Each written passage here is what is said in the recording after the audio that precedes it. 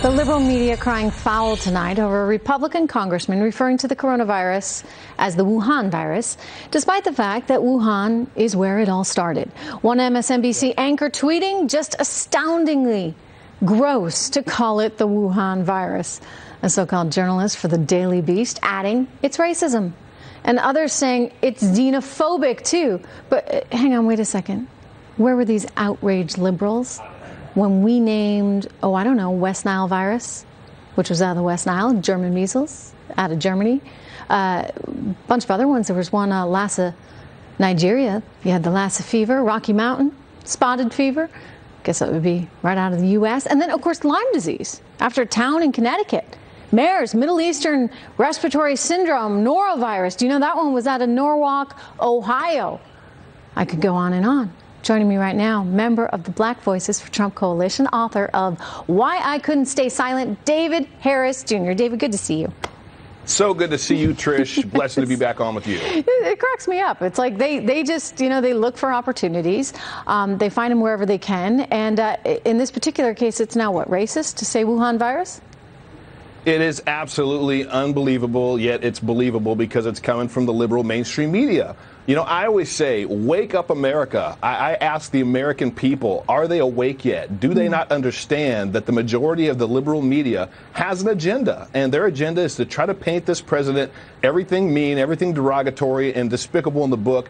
And the biggest thing for most Americans is if you're a racist. So for them to just say that, because it originated in Wuhan, now that's racist to call it Wuhan, it's like everything else you said. The German measles had nothing to do with measles in Germany. It had to do with the German physicians that were actually describing the measles. Are we going to go restrict that now and change all of that history based on people's feelings? I like that one. That was right out of Norwalk, Ohio. I didn't know that.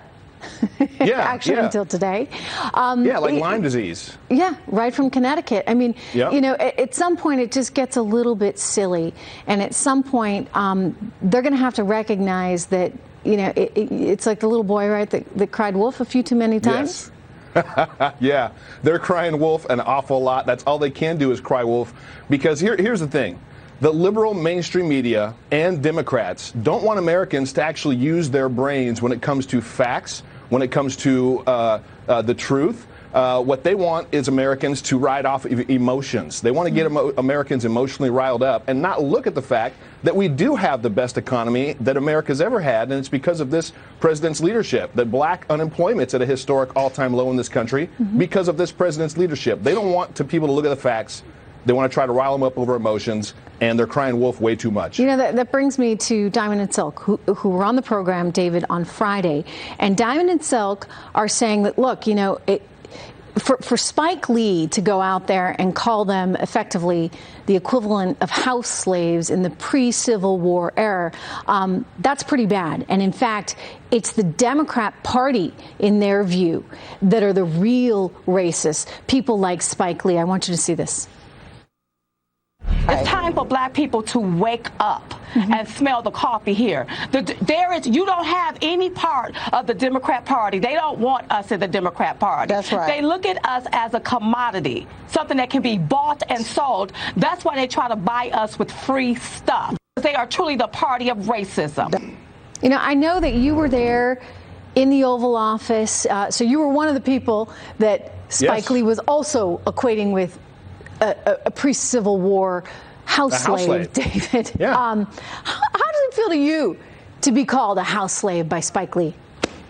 I have to step back and ask my American fellow brothers and sisters and members of the black community to step back and ask themselves, how much does Spike Lee really have in common with most average everyday Americans? His net worth is over $40 million. He's made movie after movie, some very divisive, a lot about race. He used to be, hopefully, a champion for the black community, but for somebody with his stature, with his presence in our country, to then call out individuals like myself that was in the Oval Office with the President of the United States and equate us to house slaves. It's disgusting, it's derogatory, and it's nothing that anybody should champion. It's nothing that anybody should stand up for Spike Lee about. Same with Keith Boykin on CNN with Don Lemon, all of them laughing at us, calling us clowns. Guess what? Obama didn't invite a bunch of us to the White House. He invited all the celebrities. He invited J-Lo. He invited Jay-Z. He invited Beyonce. He wasn't inviting the average everyday Americans that are out here appreciating the president for what he did. I'm glad you brought that up, because I'm going to give you a funny line that Diamond and Silk said to me. They said, I believe it was Silk at the end of the interview, said, look, you know, Obama may have had Beyonce and Jay-Z, but Donald Trump has Diamond and Silk. And it was a powerful and David statement. Harris Jr. And David Jack Brewer, Harris Jr. yeah. But to your point, you know, everyday people that care about the issues in the community, that has a bigger effect. And I think it's in some ways more meaningful than getting the celebrities to stand up there. Absolutely. Yeah, it is. How do you see what's happening right now? I mean, the sell-off in the markets, the hysteria, if you would, surrounding coronavirus. How do you see that affecting employment, including for the black community right now? You know, it's hard what we're going through right now. Obviously, I think there's a lot more hysteria that's going on with corona than should be. Again, the liberal media is pushing a narrative, trying to paint Donald Trump as the bad guy for this, when just like every other virus that is was supposed to take out our economy, take out our country, take out the world, has passed. Coronavirus too will pass, and we'll be back to the brass tacks knuckles of what this administration's doing to bring jobs back. Thank God that President Trump brought back 600,000 manufacturing jobs, and I also see this as a chance for the president to continue to pull back the supply chains. We have too much rely on China. We need more manufacturing in the United States. We need to supply ourselves with everything, and I think that with this administration, we're going to get it. It's a wake-up call right now, for sure. Yes, Thank you so much. David, good to see you. Okay, coming up, everyone, more trouble for Joe Biden.